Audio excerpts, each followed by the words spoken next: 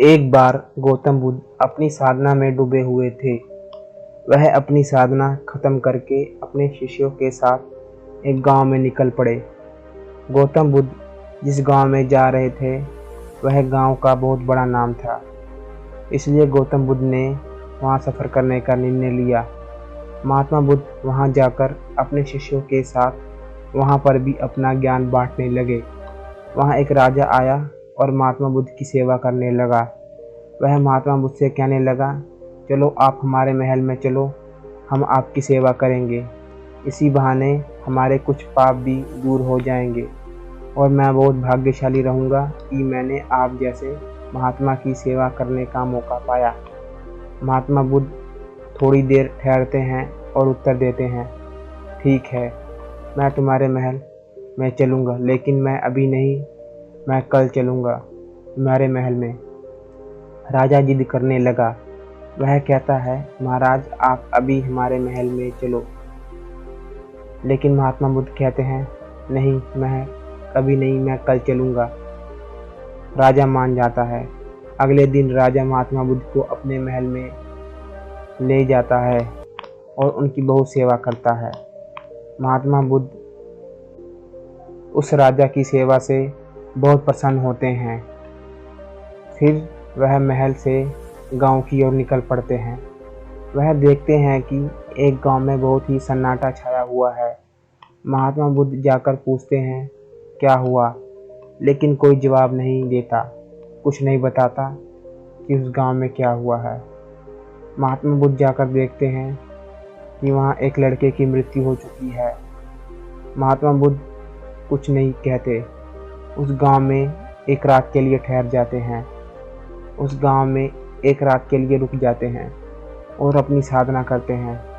जैसे गांव वालों को पता चलता है कि यह एक बहुत बड़ा महात्मा है, लोग उनकी सेवा करने लगते हैं, उनको हर प्रकार की खुशी रखने की कोशिश करते हैं, उनको हर प्रकार से खुश रखने की कोशिश करते हैं। लेकिन एक औरत आई, वह महात्मा बुद्ध से कहने लगी, महात्मा बुद्ध को कोसने लगी, कहने लगी, तुम कोई महात्मा नहीं हो, तुम भी हमारी तरह इंसान हो। महात्मा बुद्ध कहते हैं, हाँ बिल्कुल, मैं तुम्हारी तरह इंसान हूँ। वह औरत कहती है, नहीं, तुम महात्मा हो। महात्मा बुद्ध कहते हैं, हाँ मैं महात्मा हूँ। वह औरत कहती है, नहीं, तुम कोई महात्मा नहीं हो। महात्मा बुद्ध कहते हैं, हाँ मैं कोई महात्मा नहीं हूँ।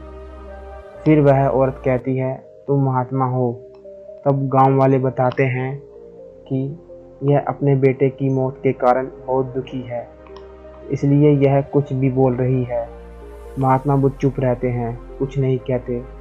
थोड़ी देर बाद वह औरत शांत होकर महात्मा बुद्ध के पास आती है और वह औरत कहती है, तुम महात्मा हो। महात्मा बुद्ध कहते हैं, हाँ मैं महात्मा हूँ।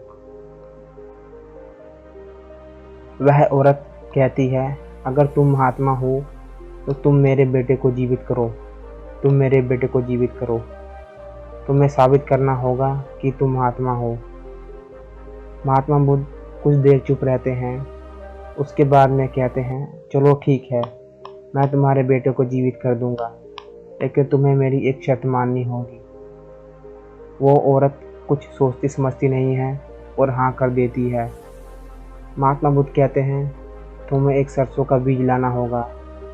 वो औरत कहती है, बस एक सरसों का बीज? महात्मा बुद्ध कहते हैं, हाँ एक सरसों का बीज लाना होगा।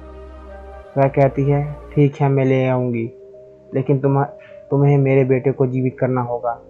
महात्मा बुद्ध कहते हैं, हाँ तुम सरसों का बीज लाओ, मैं तुम्हारे बेटे को जीवित कर दूंगा।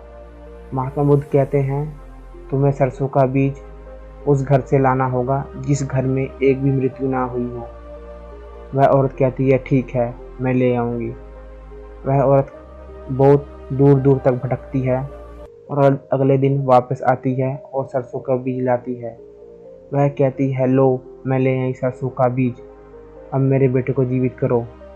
महात्मा बुद्ध कहते हैं, तुम जिस घर से ये सरसों का बीज लाई हो, क्या उस घर में एक भी मृत्यु नहीं हुई?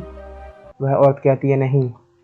तब महात्मा बुद्ध पूछते हैं, उस घर में कौन कौन रहता है? वह औरत कहती है उस घर में एक पति पत्नी और उनका बच्चा रहता है। महात्मा बुद्ध कहते हैं जाओ उनसे पूछ कर आओ उनके माता पिता कहाँ गए, उनके बुजुर्ग लोग कहाँ गए, उनके दादा परदादा कहाँ गए।